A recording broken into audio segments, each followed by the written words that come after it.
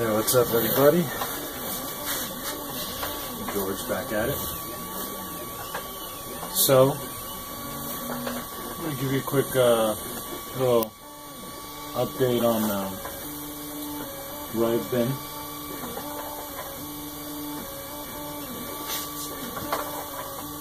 You know what? I'll just start off with this. As you can see,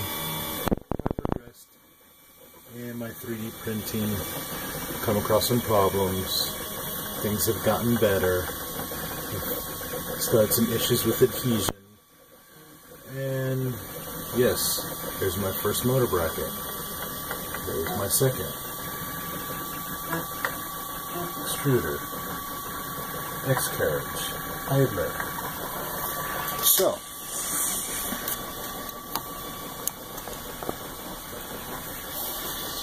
as you can see, I'm printing some parts right there. My main thing is I want to show how great the quality is right now.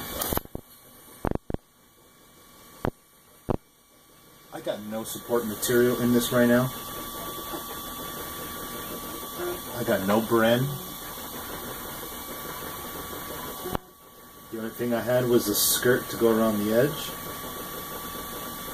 I did miss some glue in this very corner right here, and I'll get a close-up of it so you can see where it's actually lifted.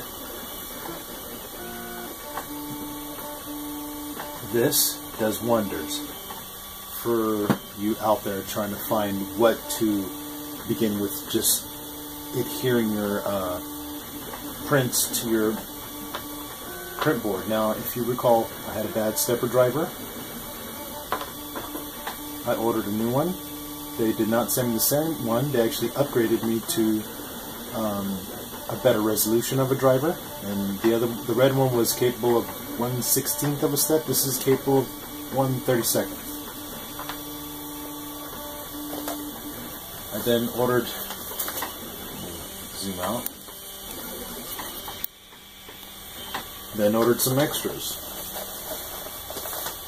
And this is through my same contact in eBay. I always get all my stuff through her. So, got some extras, along with extra heat sinks, and an extra sticker. Right now I'm currently using one of those extras.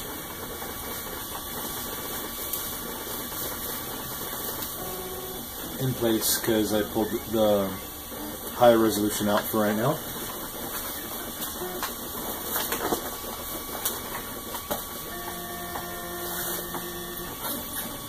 You can see I'm printing all 4 parts at once. One, it's my way of testing it for a fairly large print. I am printing at 0.1 millimeter.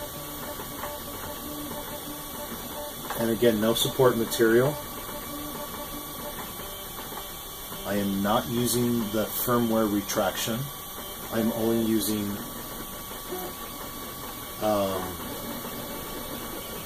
the retraction in the slicer software itself. There are many settings. Many settings. And I've been playing with them a whole bunch. You can see there's a whole bunch of leftover pieces in there. Failed prints.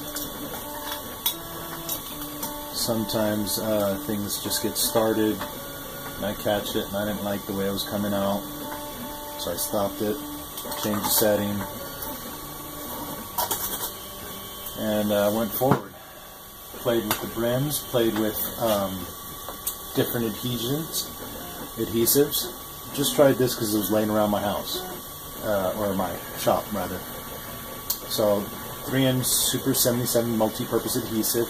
It worked pretty good for thin prints. However, the cleanup is a son of a gun. This is, it looks like a rock, right? But it's actually the spray adhesive that took me an hour to scrape off this freaking glass. This is actually really good. Better than that spray adhesive. washable school glue, and since it's washable, you can just wash off any part that's sticky at the bottom. Now you can see this is the part that I designed on SketchUp. It's a little belt guide, and that's going to sit in here. Unfortunately, this one is actually the same diameter as that bearing. I extruded the wrong surface, so I'm going to have to redo that one. This is what got me started. And they have two halves inserted into together. Didn't like that. Now, as I put in the description, as promised, I've ordered my other parts.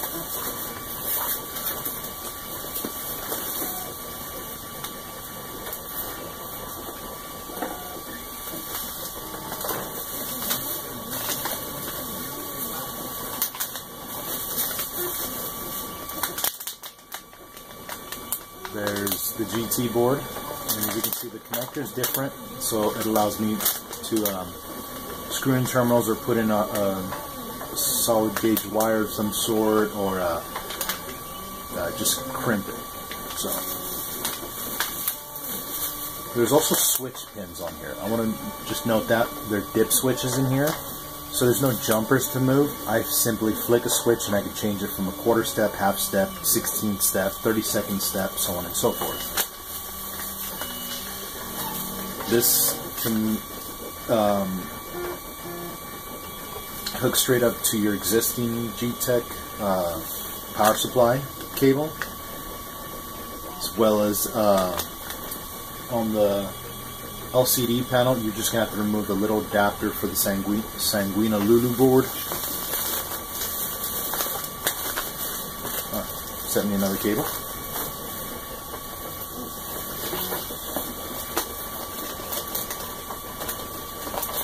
Now, I have some parts in here that kind of cheated. I'm not sure if we have these available yet for all customers. We're working on that. So this is the aluminum bar for the original Prusa i3 Pro C. There's the bracket. I actually asked for the STL file. They went ahead and just sent me this. So the fan gets mounted on there, and essentially the print head will be here. So get that back out of there. Now, I know for my setup that's not going to work. For people just wanting to simply mount it. This, on the other hand, might. This I can take from. I'm going to go ahead and actually set up both. I'm going to modify my own extruder and show at least one side and how to attach it, as well as attach the aluminum extruder bar, which goes there. Your stepper motors will then sit about so far. Hot end will go in through there, and it's secured screws through these bottom holes into these threaded aluminum holes on the end. If this is not threaded, this is not threaded, that is threaded. It's got this little step bar. Now, it's just a simple piece of aluminum. Most people with machining skills can just do this with a basic drill press, tap and die, and if you're a Harbor Freight lover like myself, certain tools, it's just great to get them cheaper if you only going to use them a couple times. They have a milling vise for your drill press. Highly recommend it for anybody who wants to make something like this themselves, and if they already have a basic drill press with some know-how. So,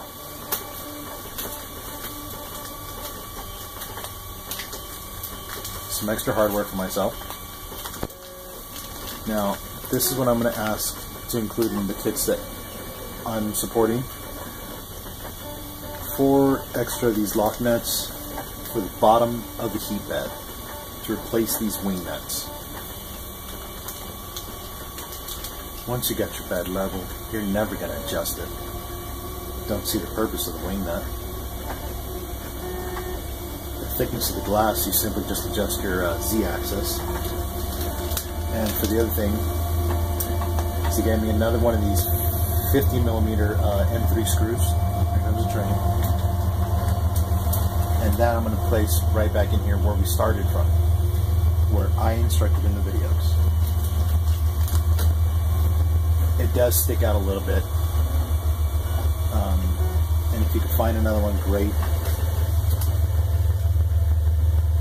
But in my case, the threads are just long enough to kind of hold on to it. I want to be able to hold more tension, not to mention give it more adjustment, because I might put a self-centering guide and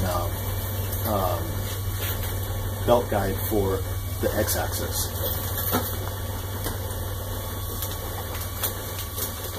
I also ordered, they sent me 2 extra stepper drivers for the one bad driver.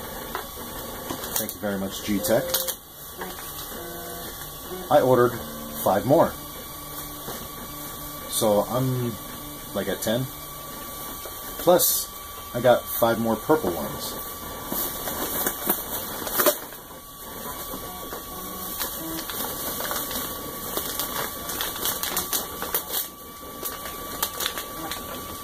And my ramps, 1.4 and Arduino. For those of you out there who already have this, we'll be doing videos on this for setting up the extra extruder.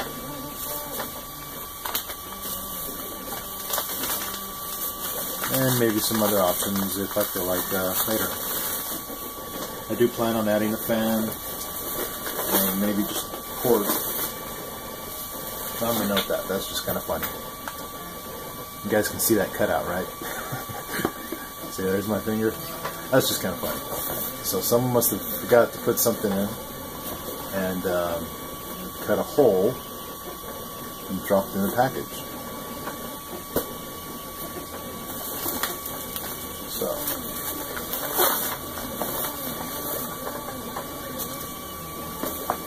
So yeah, this is a little bit cheating, and I can print it actually better than this. I've gotten really good in a short period of time, and I am a fast learner. Of course, I do have experience with CNC machinery, as well as powder coat, automated line, as well as manual line, automated washers, conveyor lines, down to your basic table saws, rip saws, whatever machine I come across, I can just pretty much fix, service, repair, figure out, and fix if I can. Most of it's with my phone. My phone is my main resource. Data, lots of data. Need your data. So, let's put these away for now. I did have one bad linear bearing. I kept that out only because I know these can be bad, and it's simply just from inserting it on here. If you insert them crooked, just a little bit, say if the person who's testing it inserted just a half hair off, he probably screwed it up. Although this is prepackaged, so I would have to say come directly from the manufacturer.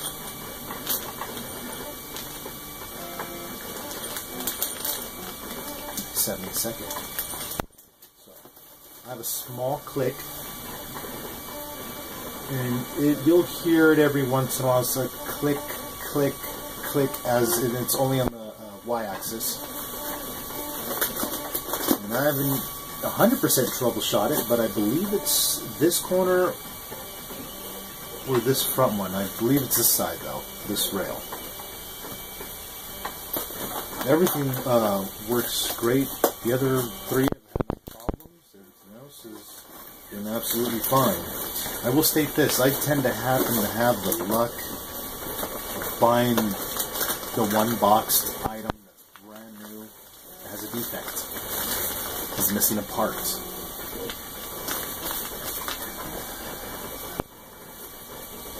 Is a mother to try to troubleshoot because of one bad part that you don't know about. And you're learning as you go. So this is a bit of an unboxing update video. It's going to be a little bit long, sorry. Let's get a little closer to this. So, you can see my patterns. This is a hexalinear or rectangular pattern, filling in where needed. This is a 0.1 resolution, and then let me see if I can get that corner.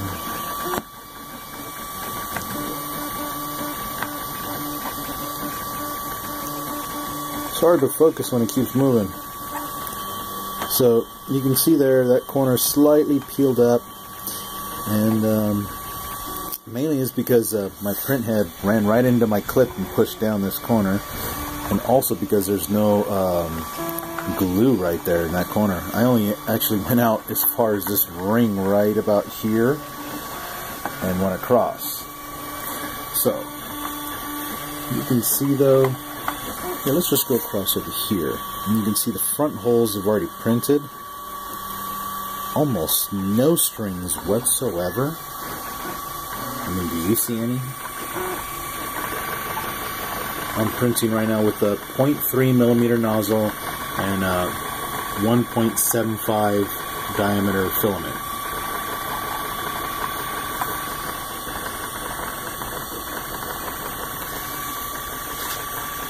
I'm running Geeetech software, Geeetech Prusa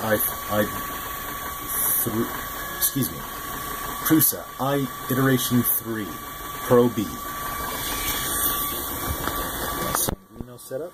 And you can see that, yes, I've not tidied up the cables. And that's simply because I'm going to be doing the other boards. Come. So. Back up. I've uploaded a couple videos in the process of editing them.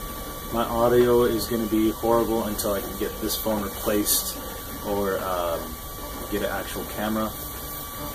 I do have a pinhole camera, but it's got no audio, so, and I don't feel like setting up a microphone and a camera to my computer where I have to set up a splitter and whatnot because my laptop doesn't have a mic jack.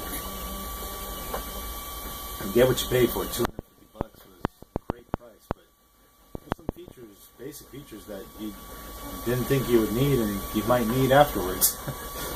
So I'm still happy with it. I love that computer from Walmart. $250. Can't beat that price at all for HP 15. Lasts me about 6 hours with battery life for me just tinkering and messing around with programming and whatnot. Oh, quick tip. Little piece of rag. Just set it right in the corner. Help, as you can see where my filament is sitting in the back. Just simply pull into the back. I got 3 more rolls of filament coming in, and go from there. So I didn't like the way it was just dragging across the top. Yeah, everybody shows it that way. I'm gonna 3D print my own little guides, and this kind of gave me the idea to help support it because they'll fit right up on the front. And then I can have them guide in through here, feed it in through the side, place it on this side as well. It's kind of in the way of the knob, but who cares? It's only to guide the filament, and even if I just come in on this side, it won't be in the way on this side, so it'll be clear. So, another use for that.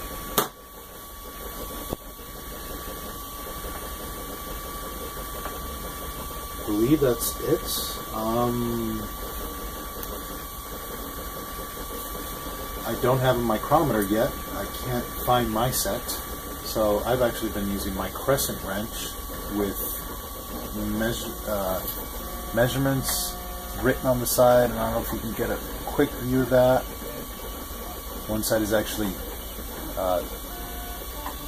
American standard, the other side is metric. Yes, it wobbles. For general measurement, guesstimation, make an adult guide, can't go wrong. I will be making more parts for this, including a fan shroud to help cool the parts, maybe integrating with a Sanguino Lulu board, or going with the ramps. I'm not sure yet. So it's a long update. Sorry. I'm gonna get back to bed. Get to bed. It's currently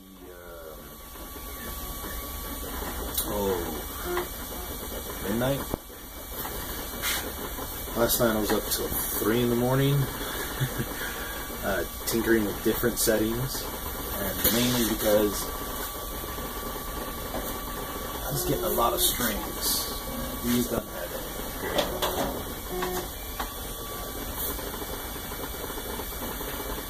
I pretty much cleaned out most of these. This resolution right here is 0.1 millimeter. And I'll say this in some later videos. And the reason why I got two is because this one's good, and this one's bad. My brother has the other pair that I printed. And if you see my roll where I'm sitting at with my 1 kilogram, I'm about that far in.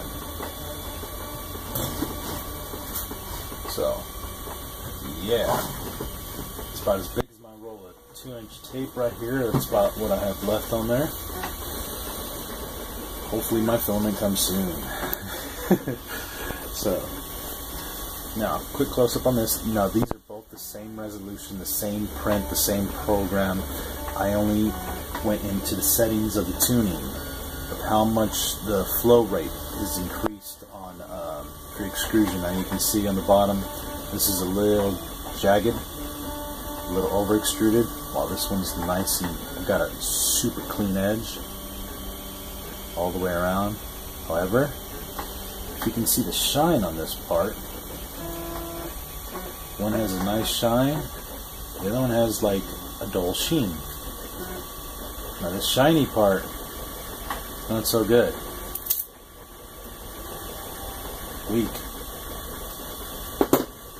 This dull part, and I had the flow rate increased to 167% because I didn't feel like redoing the whole print, and it's, you know, I'll just demonstrate. Can't break it that way. I might be able to break it with a pair of pliers if I tried hard enough.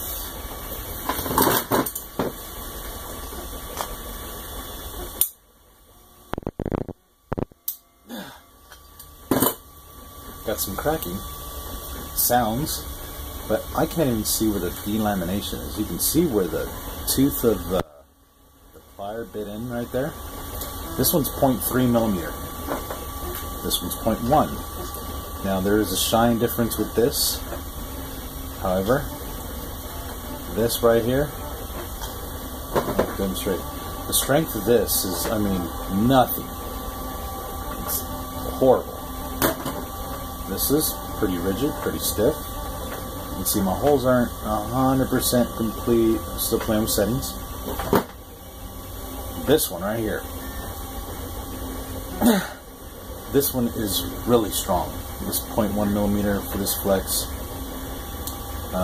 Again, this one came out hairy. You can see all these scratches, and that's where I had strings coming across from one side to the other. Inside, you can actually they're still there. I did not clean those out very well, and I didn't want to. This is my last resource of an extra part. This not so much. this is one of those, oh, I hope it stays together until I can print a good one kind of parts. You can't just throw it away. Put it on display. My level of progression.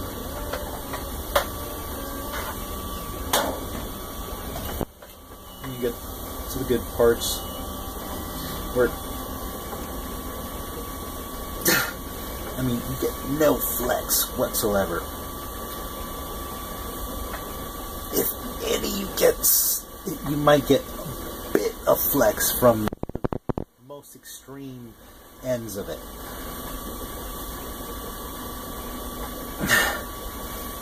That really hurts, especially when I have a deep cut right there. Now this one I had actually physically tried to break by placing it on a corner and putting all my weight on both sides. I could not break it. It's really hairy. The strings got really bad. And I had actually printed a multi-print, what I call a multi-print, where I've had 4 parts arranged, and I actually had 2 of these side by side. 2 of these side by side, because I had a couple of the other ones. Now, these 2 I needed more parts of. This set right here is my good backup set, just to say. Now, to test, I went with knobs, went with a slider, some small basic objects that I could use. Once I had most of those settings down pat, I went right away to printing out my own backup parts. This took about 8 hours on 0.1 millimeter. It was using the firmware retraction, and it came out not too good.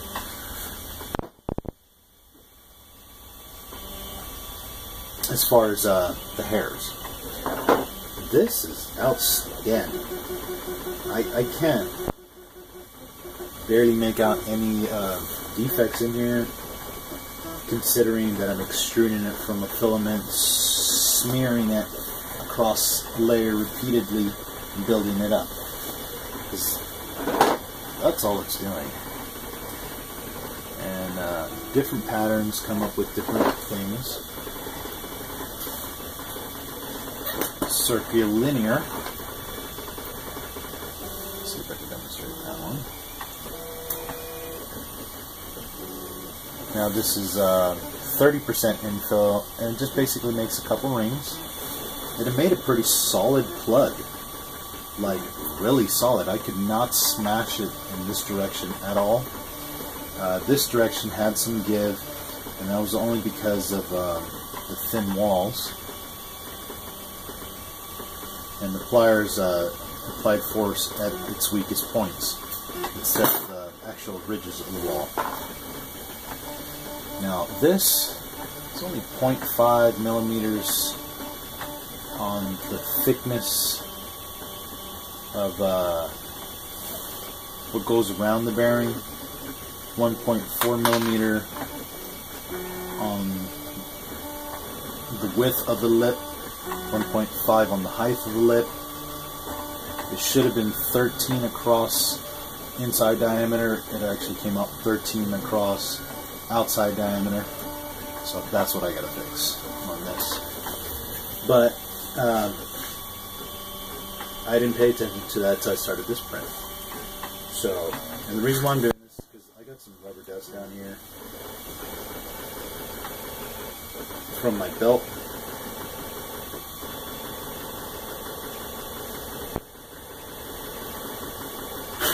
Little bits of rubber, it's getting stuck in my grease over here. Gonna have to clean that up. So watch out for that. Make sure your alignment is good on your belts. But other than that, this is George saying have a good day. God bless.